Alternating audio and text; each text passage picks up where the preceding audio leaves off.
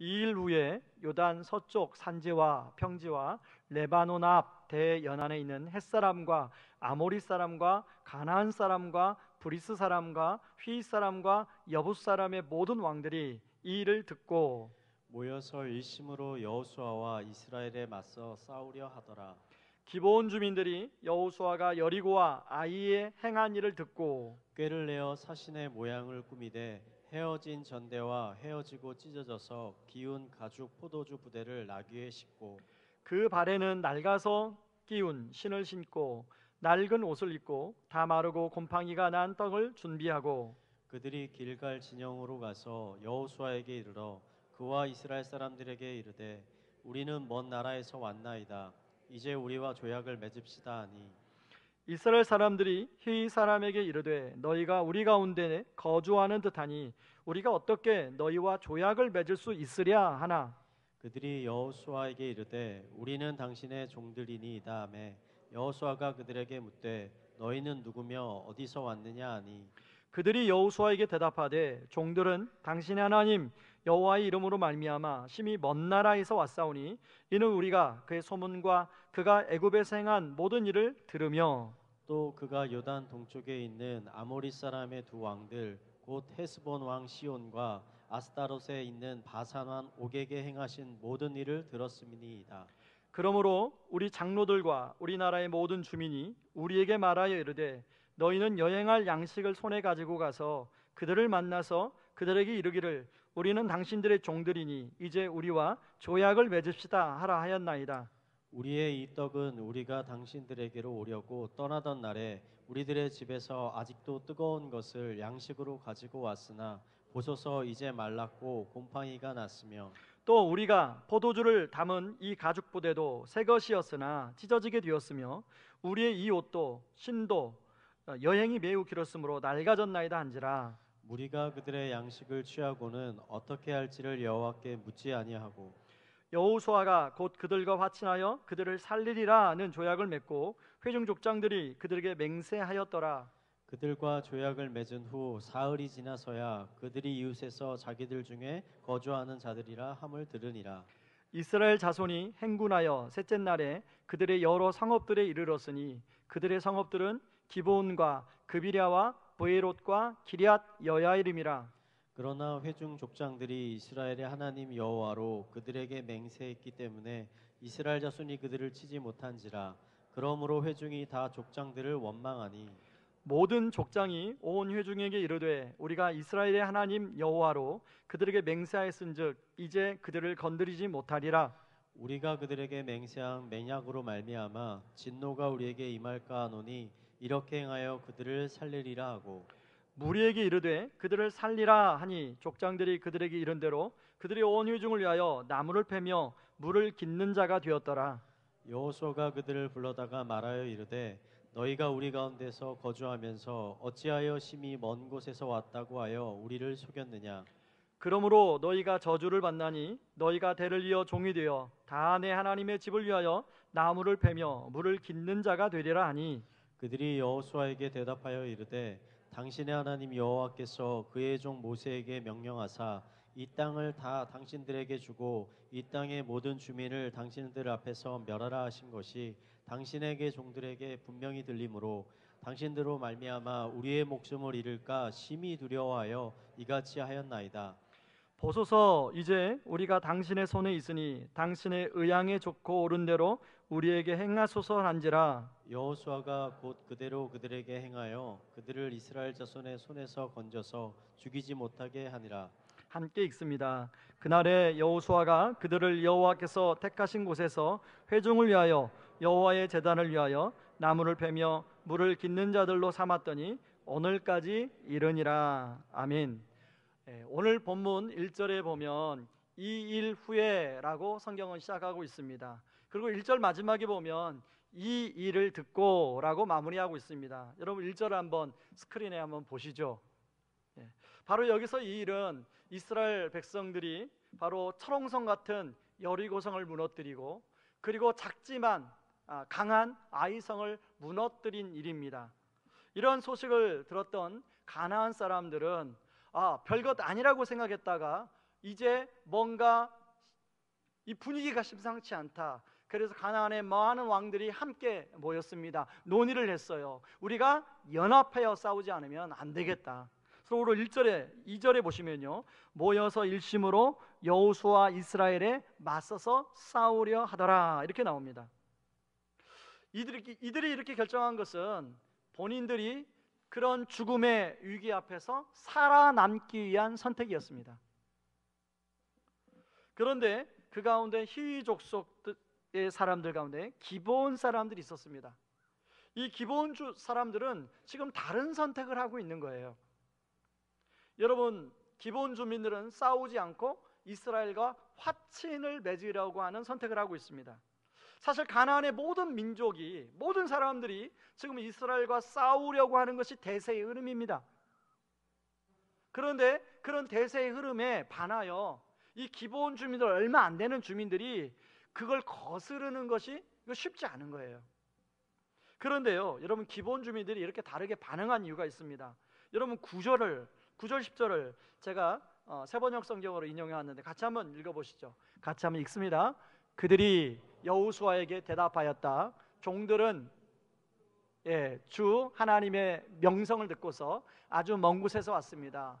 우리는 주님께서 이집트에서 하신 모든 일을 들었으며 또 주님께서 요단강 동쪽 아모리 사람 두 왕 곧 헤스본 왕과 시온과 아스다롯에 있는 바사랑 옥에게 하신 일을 모두 들었습니다.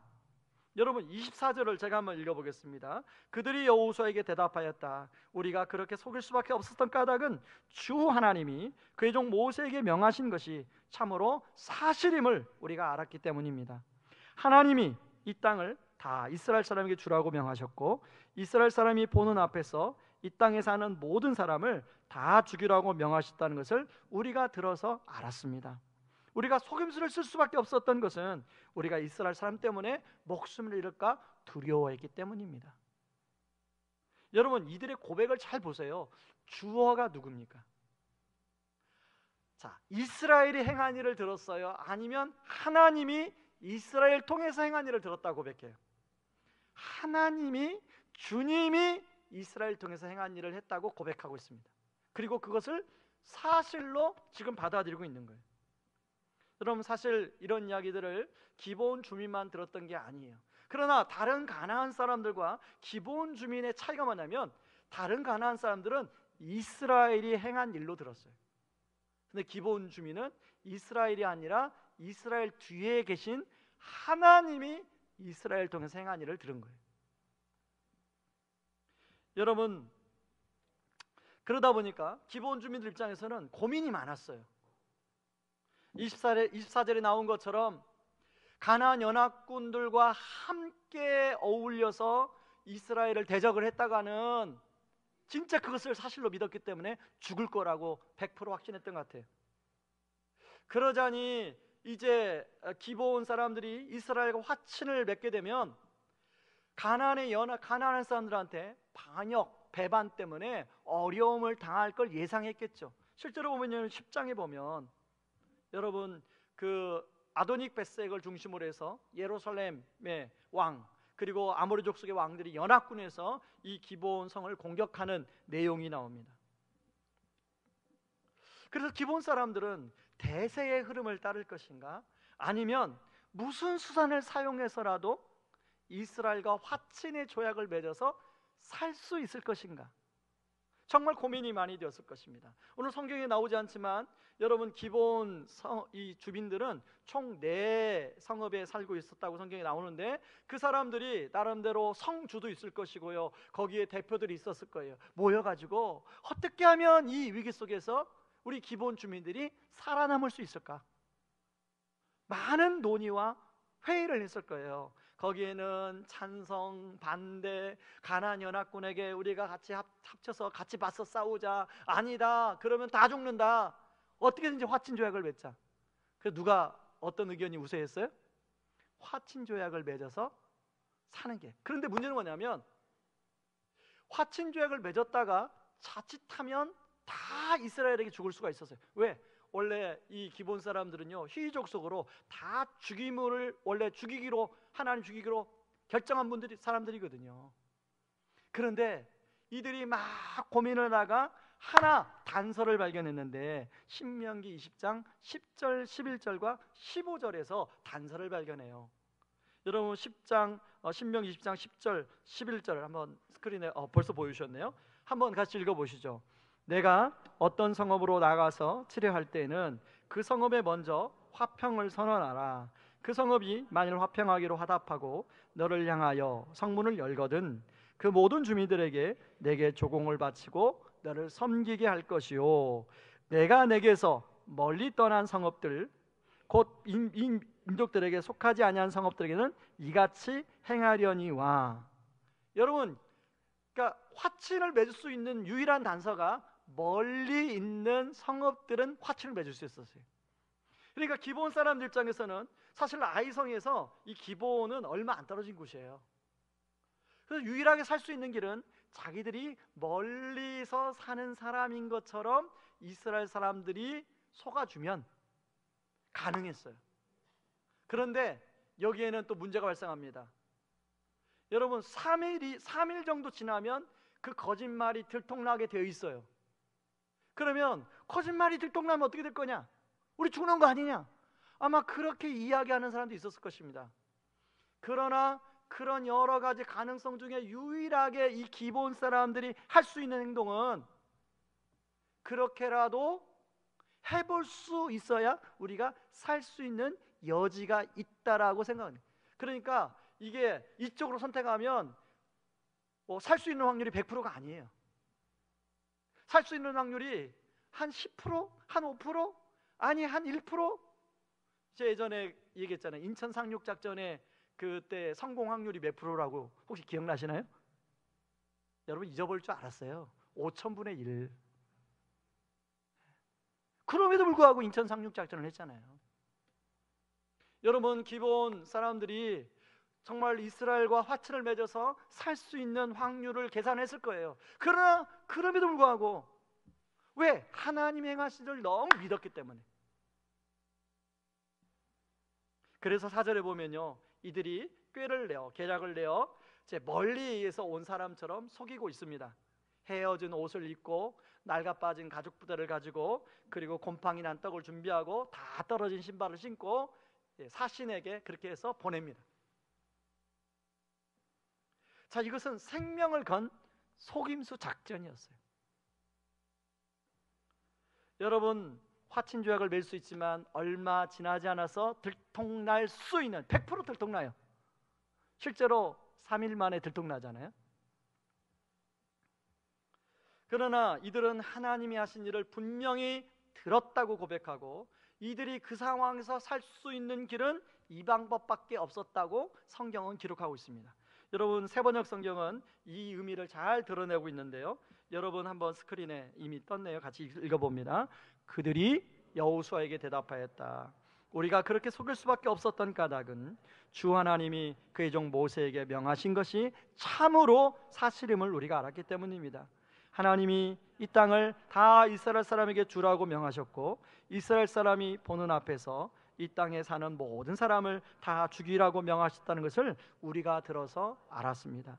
우리가 속임수를 쓸 수밖에 없었던 것은 우리가 이스라엘 사람 때문에 목숨을 잃을까 두려워했기 때문입니다. 다시 말해서 어쩔 수 없는 선택이었다는 거예요. 기본 사람들의 행동은 어떤 의도해서 뭔가 상대방을 음해하려고 하는 행동이 아니라 자기들이 이 벼랑 끝에서 할 수 있는 선택이 없었어요. 여호수아와 이스라엘 족장들이 기본 사람들의 처음의 모습을 보고 경계합니다. 그 자리에서 발각될 위험이 그대로 노출이 되었어요. 그러나 어떻든 간에 이스라엘 사람들이 속아 넘어가서 평화 조약을 맺습니다. 여기에서는 여호와께 묻지 아니하고라는 또 성경이 기록되어 있어요. 여러분 여호수아와 이스라엘이 아이성 전투할 때 여호와께 묻지 아니하고 전투에서 아이성 전투에서 패배를 경험했습니다. 그리고 아간, 다른 사람은 다 순종했어요. 여리고성을 무너뜨릴 때. 근데 딱 아간 한 사람이 탐심 때문에 불순종해서 그 어려움을 겪었어요. 그런 걸 잘 알았기 때문에 여호수아가 여러분 8장 바로 9장 앞에 8장 마지막에 보면요, 에발산에 가서 다시금 율법을 선포하는 이야기가 나와요. 자, 에발산에 가서 그리심산에 가서 다시 한번 하나님의 말씀대로 우리가 살아야 살 수 있지, 하나님의 말씀대로 살지 않으면 우리는 죽습니다 라고 결단을 해요. 결심을 해요. 그러고 돌아온 게 바로 지금 올 9장이에요. 그런데 그렇게 결심했는데 여호수아가 또 하나님께 묻지 아니에요. 우리는 이걸 보면서 아니 어떻게 여호수아가 그럴 수 있어? 아니 어떻게 이스라엘 사람들이 그렇게 결심하고 말이야 그럴 수 있어? 라고 생각할 수가 있죠. 그런데 성경에 보니까 그럴 수 있어요. 그게 인간이에요.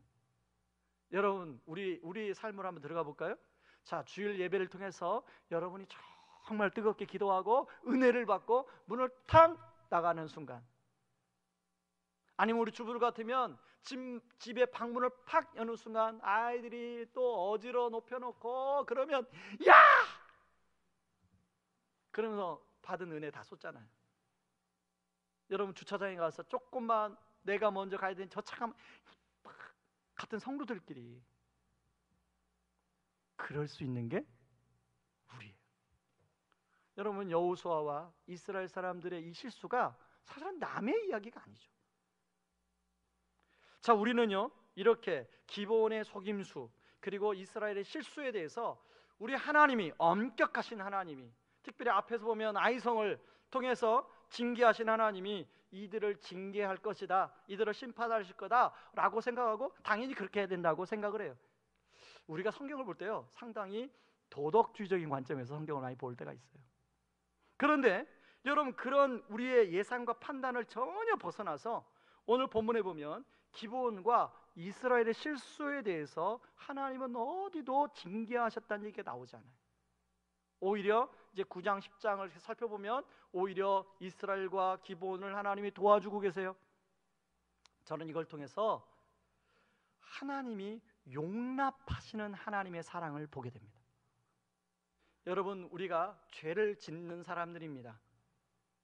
죄를 짓고 살아가는 사람들도 누군가가 나에게 해를 끼치는 죄악을 행하면 참기가 어려워요. 용납하는 거 쉽지 않아요. 어떻게 나한테 그럴 수 있어? 여러분 차를 몰고 가다가 앞차가 끼어들어서, 그것도 그냥 갑작스럽게 끼어들면 여러분들은 인자하셔서 그냥 빵빵도 누르지 않고 아무렇지도 않고 그렇게 하시죠? 예, 반응해서 감사합니다. 예. 여러분 우리는 그래요. 그런데 하나님은요 오늘 보니까 용납해 주시는 하나님.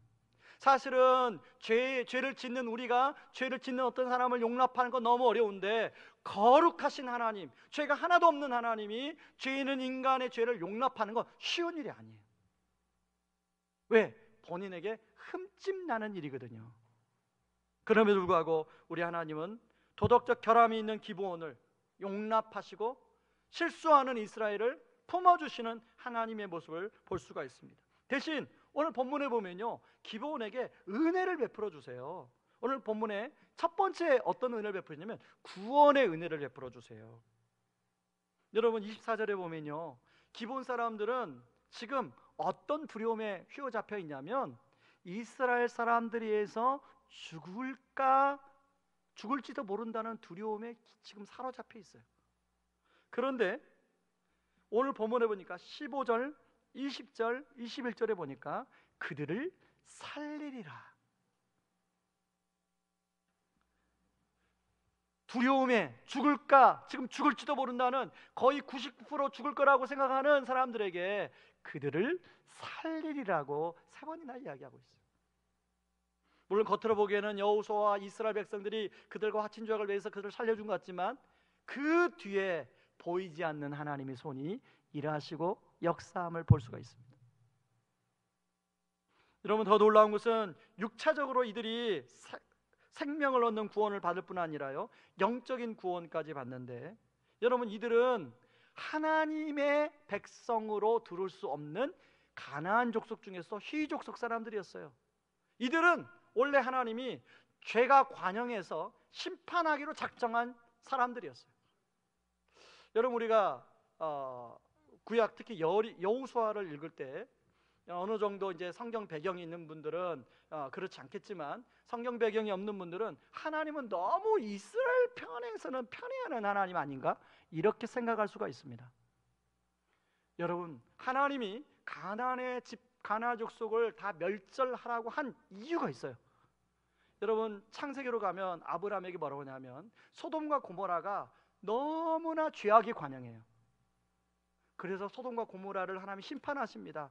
그리고 앞으로 400년 후에 이제 가나안 땅에 너희들이 들어갈 텐데 아모리 족속의 그 사람들이, 가나안 사람들이 너무 죄악에 관영할 거다. 그들을 다 내보내고.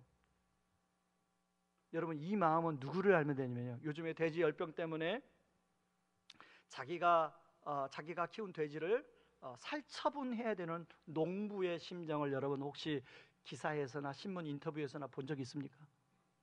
제가 한번 봤는데요, 자기가 키운 그 돼지들을 살처분하는데 자기 자식 같다는 거예요. 근데 그럼에도 불구하고 왜 살처분합니까?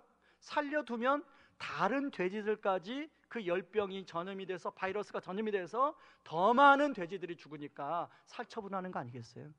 저는 그걸 보면서 하나님이 지금 이스라엘 백성을 멸절하는데 누구보다도 마음이 아프신 분이 바로 그 농부의 마음이 바로 하나님의 마음이겠구나.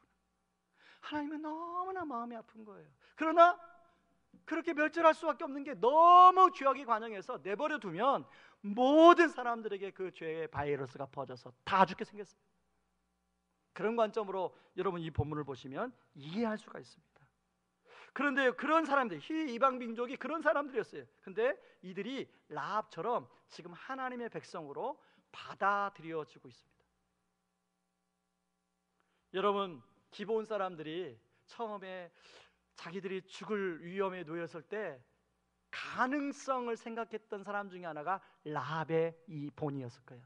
우리도 라합처럼 그렇게 살 수 있으면 좋겠다.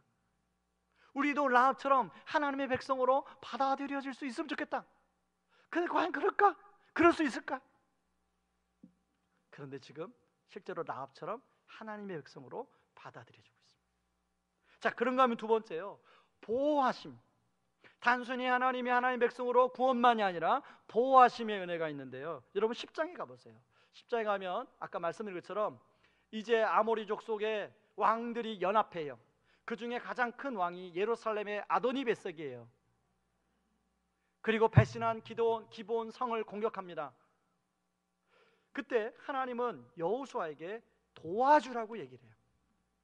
기브온이 어려움에 처해 있다니까. 만약에 기브온의 도덕적인 어떤 그런 행동에 대해서, 속임수에 대해서 심판한다면 내버려 뒀을 거예요. 그런데 하나님이 도와주라고 그래요.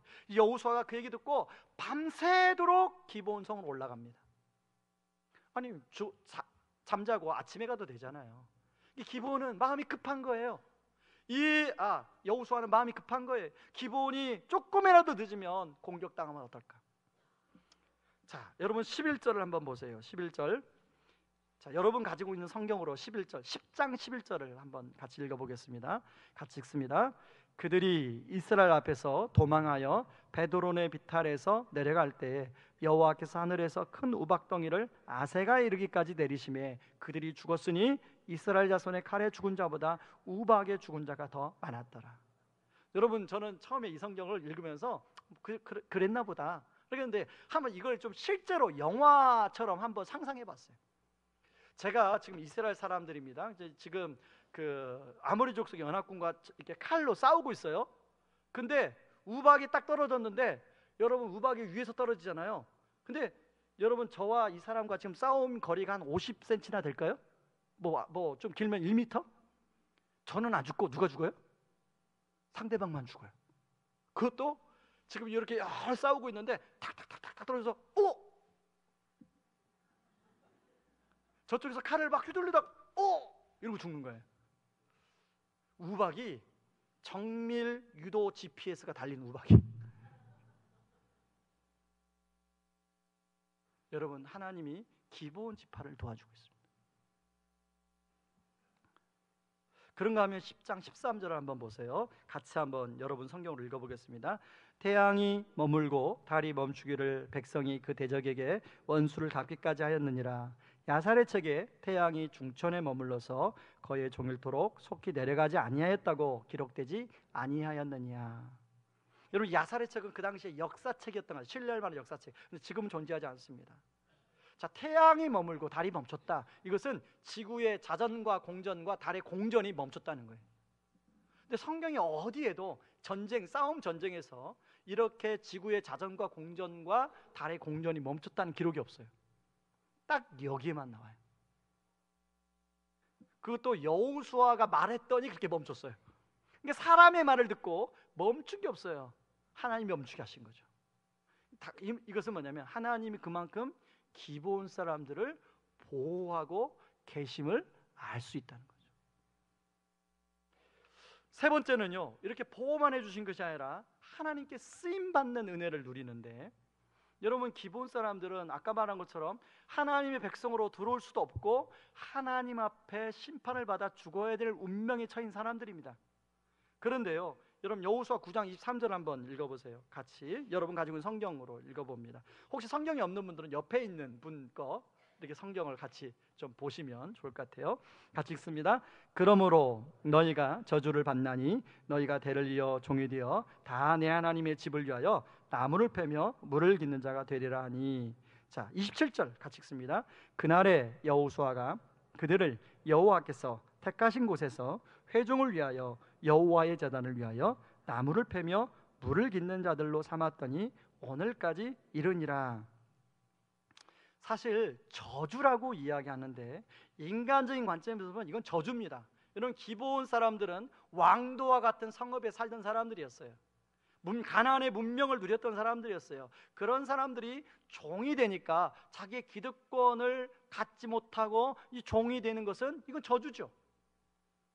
그러나 눈앞에서 보이는 건 저주지만 인생을 길게 보면 기본 주민들이 이제 성경 속에서 어떻게 나타난가를 쭉 보면요, 이건 저주가 아니라 축복이라는 것을 알 수가 있습니다. 자, 여러분, 하나님께 제사를 지내는 그 당시 사람들은 레위인들만, 제사장들이 주로 제사를 집도하고 레위인들이 그 제사를 도왔어요. 그리고 이스라엘의 다른 지파 사람들은 성막 근처에 갈 수도 없었습니다. 만약에 성막 근처에 갔다가는 하나님 앞에 그 자리에서 벌을 받아 죽습니다. 그런데 여러분, 누가 성막 근처에 갔어요? 기브온 사람들이 나무를 패고 물을 길러 성막 근처까지 갔어요.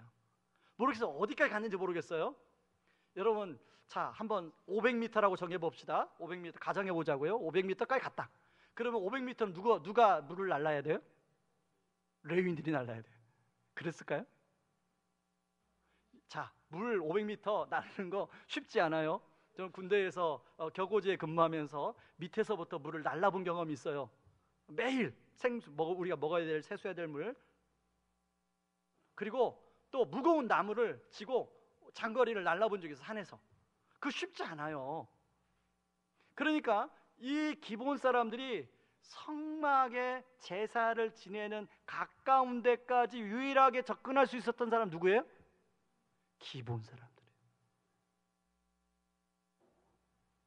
여러분, 이건 놀라운 축복이에요. 1장 7절에 보면 기브온이 레위인의 성읍으로 지정이 됩니다.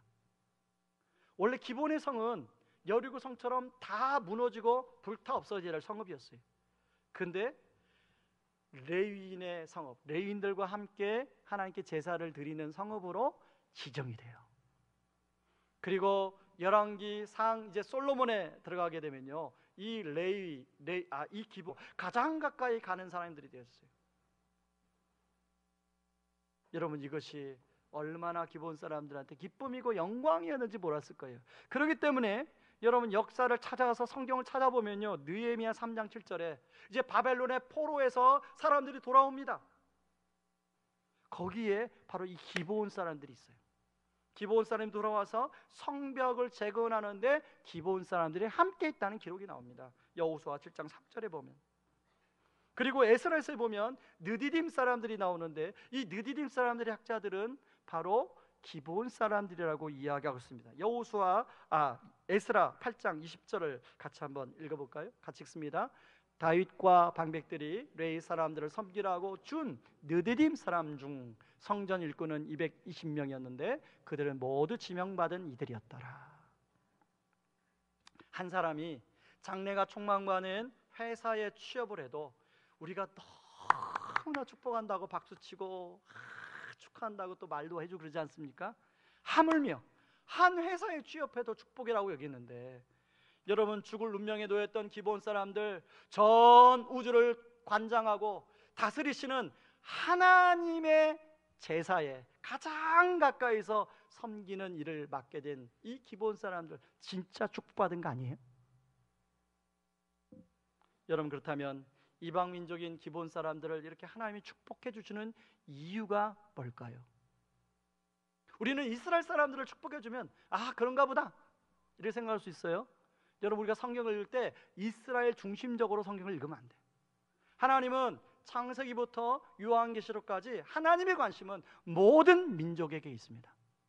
특별히 하나님의 관심은 어디 있냐면, 정말로 아까 우리 예수라는 찬양 부르면 그 사람의 조건에 상관없이, 그 사람의 형편에 상관없이 누구든지 예수 이름, 하나님의 이름을 믿음으로 고백하는 자에게 하나님의 관심이 있습니다.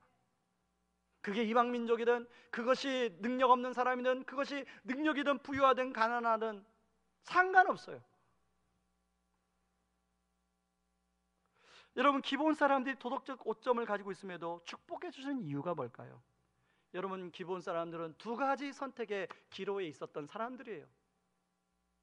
하나는 가나안의 연합군의 날개 그늘 아래 거해서 우리도 함께 힘으로 이스라엘과 맞서 싸워서 거기서 살아남자 할 수도 있고요, 또 하나는 하나님의 날개 그늘 아래로 나아오는 길이 있었습니다. 이것은 쉽지 않은 선택이었을 거예요. 자신들이 그동안 누렸던 모든 기득권을 내려놓고 여호와의 날개 그늘 아래 들어가는 것, 쉬운 일이, 종이 되는 건 쉬운 일이 아니에요. 그리고 자칫 이스라엘 사람들에게 죽을 수도 있는 일이었어요. 그러나 그들은 이런 갈림길에서 생명을 걸고 하나님의 날개 그늘 아래로 나아왔습니다. 바로 이것은 앞에서 보면 라합이 택한 길이에요. 그리고 라합의 며느리 룻이 택한 길이에요. 여러분, 룻은 룻기에 보면 원래 모압 여인입니다. 그런데 아무런 소망 없는 시어머니를 따라 베들레헴으로 오죠. 그런 룻에게 보아스가 뭐라고 축복하냐면 룻기 2장 12절에 이렇게 축복합니다. 같이 한번 읽어보겠습니다. 여호와께서 내가 행한 일에 보답하시기를 원하며 이스라엘의 하나님 여호와께서 그의 날개 아래에 보호를 받으러 온 내게 온전한 상 주시기를 원하노라. 하나님은 이 말씀대로 라합의 며느리로 룻을 삼습니다. 라합의 아들 보아스와 룻과 결혼해요. 그리고 거기에 다윗의 증조 할머니가 됩니다. 그리고 그걸 통해서 예수 그리스도가 태어나요. 바로 기브온 사람들, 정말 어려운 상황 가운데 하나님의 날개 그늘 아래로 나아가는 걸 선택합니다. 그런 사람들에게 동일하게 룻에게 주신 것처럼 온전한 상을 베풀어 주시고 계세요. 여러분, 여전히 우리 역시 많은 사람들이 매일매일 삶을 살아가면서 각자가 생각하는 날개 그늘이 있습니다. 어떤 사람은 자신의 이해관계에 유익한 영향을 줄 사람의 날개 그늘 아래 거해요. 그런가 하면 어떤 사람은 자신의 안정을 보장해 줄 만한 돈의 날개 아래 거합니다. 여러분, 직장생활 하다 보면 가끔씩 저를 찾아와서 이게, 목사님, 신앙을 가지고 사는 것이 얼마나 어려운지 모르겠어요. 사업하는 분들 얘기합니다. 목사님, 믿음을 가지고 사업하는 게 얼마나 힘든지 모르겠어요. 대세의 흐름을 역행한다는 게 쉬운 일이 아니에요. 여러분 요즘에 회사들이 굉장히 좋아졌지만 그래도 어떤 회사들은 요즘에 돼지머리 놓고 제사를 지내는 그런 회사들이 있다고 그래요. 연초에 사원일 때는 그냥 누가 안 보니까 괜찮아요. 그런데 이제 진급해서 과장이 되고 부장이 되고 또 어떤 팀의 책임자가 돼서 회장님이 있는 자리에서 다 절하는데 본인만 서서 기도하는 거 쉬운 일이 아니에요. 여러분 그럴 때가 있잖아요. 제가 어느 지인한테 물어보니까 그럴 때 그러기 전날 잠을 못 잤대요. 여러분 우리가 사는 세상일 때 대세의 흐름이라는 게 있어요. 어떤 사람은 큰 회사의 조직의 날개 그늘 아래 거하는 것을 택합니다. 왜요? 그렇게 해야만이 앞으로 회사 생활 잘할 수 있기 때문에. 그러나 길게 보면 그것이 축복이 아니라는 걸 알 수가 있어요. 여러분 우리 어머니들은 자녀 교육하면서 세상의 대세 흐름의 날개 그늘이 얼마나 강력한지를 우리는 피부로 느끼며 자녀 교육하잖아요. 주일날 고3이 되면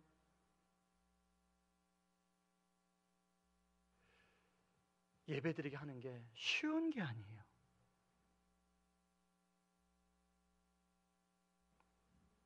어떤 분들은 대대로 자신이 믿어온 종교가 있어요. 집안의 종교가 있습니다. 그 종교 그늘 날개 그늘 아래 거해야 한다고 생각해요. 그리고 그 종교를 바꾸게 되면 해코지를 당할 수 있다고 생각합니다. 물론 사단이 장난도 칩니다. 위협해요. 그러나 그럴수록 하나님께 탁 붙들리면 오히려 하나님이 거기에서 보호하시고 건져주십니다. 어떤 사람들은 자신이 그동안 믿어왔던 신념, 이데올로기 그리고 가치관의 날개 그늘 아래 거해야만이 안전하다고 생각해요. 제가 페이스북을 하는데 페이스북 친구 중에 제가 어디에다 장단을 맞출지 모르겠어요. 오른쪽에 진영에 있는 사람, 또 왼쪽에 진영에 있는 사람. 여러분 오른쪽에 진영에 있는 사람들도 어떤 이야기는 옳고 왼쪽에 진영에 있는 사람들도 어떤 얘기는 옳고 그러나 허점들이 다 있어요. 우리 하나님만이 예수님만이 진리입니다. 그렇다면 정말 안전한 곳이 어디인가 하는 것이에요. 여러분 우리는 살아가면서 정말 피해야 될 피난처로 삼아야 될 상황들이 생겨요.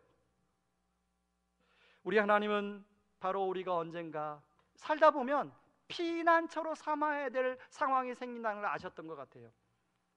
그리고 사람들은 자기 눈에 보이는 날개 그늘 아래 거해서 피난처로 삼는다는 것들로 하나님은 아셨던 것 같아요.